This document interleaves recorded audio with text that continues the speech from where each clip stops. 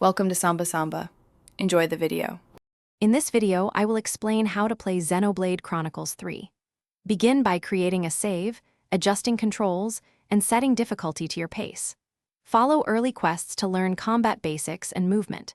Explore camps to find upgrades and items. Keep an eye on tutorials and prompts as you progress through story missions and side quests for steady improvement and confidence in combat and exploration.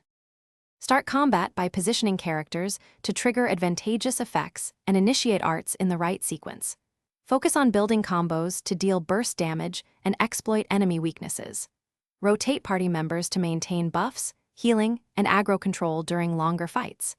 Use items and abilities strategically when TP or health is low. Practice on weaker enemies to refine your timing and learn how stagger and break systems reward smart play. If you are finding this video helpful, please subscribe and like to support the channel.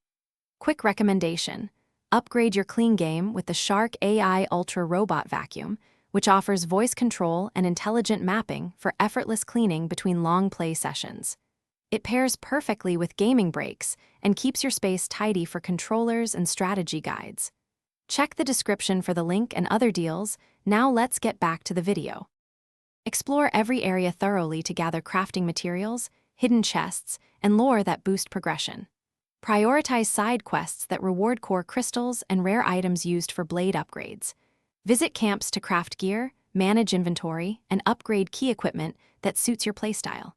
Level blades and unlock new skills to diversify combat roles. Regularly revisit earlier zones with stronger abilities to access missed content and better rewards. Thanks for watching. Consider subscribing if we helped you.